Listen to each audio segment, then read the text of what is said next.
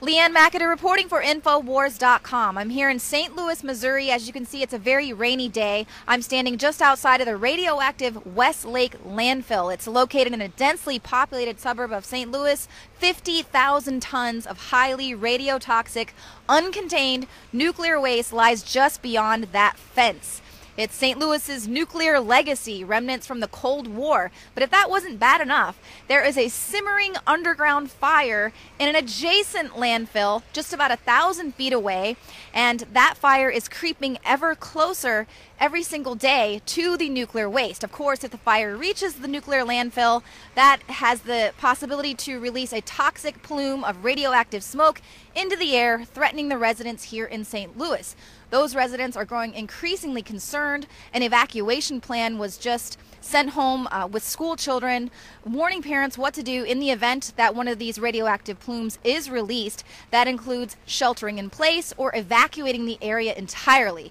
We're going to be here for the next few days covering this state of emergency, as well as the EPA's response to what they're going to be doing with this nuclear waste. We're going to be interviewing some families who are victims of some of the secret dumping of this uranium. We're going to get into the background of this company that did a lot of this secret dumping. And by the way, the Manhattan Project, the remnants from the Manhattan Project, they're not just localized to St. Louis. They're actually dumped in more than 24 states in the United States. So this could be happening in your backyard. Your family could be suffering cancer clusters throughout the generations like they're seeing here in St. Louis. So stay tuned to Infowars.com for more reports.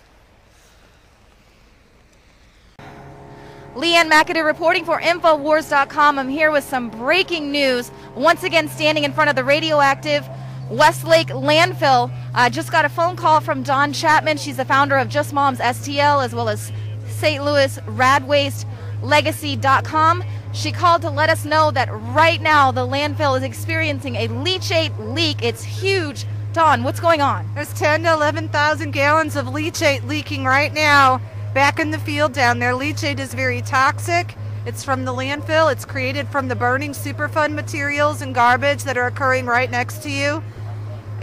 We understand that a force main broke and the leachate 10 to 11,000 gallons of it leaked. That's what you're smelling right now. You're smelling the actual odors and emissions from that leachate. Right, and we're not going to be able to stay here too long because I'm literally feeling a burning sensation in my chest. So this leachate, you call it dump juice, basically. But this is the radioactive material that's here in this landfill now. Leaked 10,000 gallons leaking here at the bottom of this hill. Right, we don't know if it's radioactive or not. I'm really hoping that they're going to test it down there. It looks like Department of Natural Resources is. But what we know for certain is that, again, the leachate has leaked about 10 to 11,000 gallons, and it's down there in a field. We can't get to it. That's private property. We're on a public street right now. We see Metropolitan Sewer District right now out here. They're trying to suck it up. They're trying to suck as much of it as they can get in these, and I'm really hoping that they do test it. But this is life every day here. You never know. You're in the middle of dinner when something like this is going to happen, and you can smell it. I have a horrible headache. I know your eyes look like they're watering right now. Yeah, right. I mean, imagine living next to this.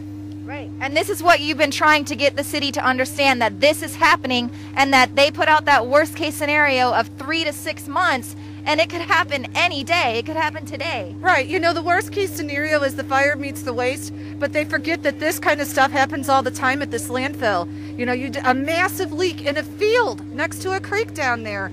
This is an out of control site. What's happening down there is not controlled. The company, the EPA, they say this is a controlled site. I beg to differ. Look at what's happening right there. All right, Leanne McAdoo reporting for Infowars.com. We're going to wrap up here and follow up. We're going to just get as much information as we can right now. But again, this is breaking right now. The leachate is leaking out of the Westlake landfill. Here, Leanne McAdoo reporting for Infowars.com. Stay tuned to Infowars.com for more reports. Get out of here. Get out of here so you're not sick. Get out of here so you're not sick. We've already been exposed.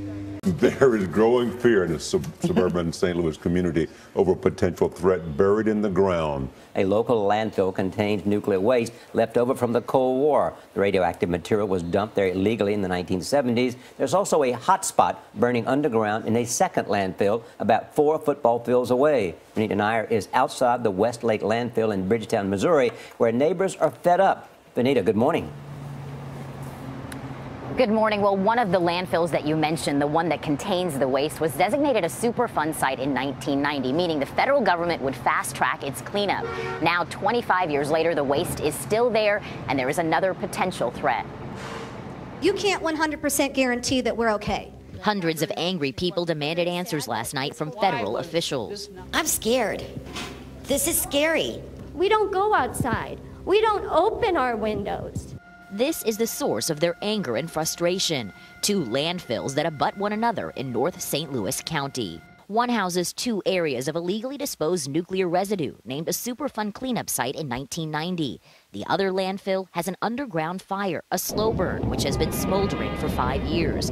It's thought to be about 1,000 feet from the radioactive material, but no one knows for sure what will happen if the fire comes into contact with the waste. I don't know why they ignored it for so long. I really don't. That's probably about accurate. Dawn Chapman lives less than 2 miles from the landfills and helped start a citizen activist group to educate her neighbors. What is the most frustrating thing for you as a resident? I cannot believe that somebody and anybody in their right mind would think that you can leave the world's oldest nuclear weapons waste sitting on the surface of a landfill for over 40 years and there not be a consequence to that. St. Louis's nuclear legacy dates to World War II, when uranium was processed here for America's first nuclear weapons. The sites where the leftover waste was stored have been cleaned, but some low-level radiation has moved into neighborhoods.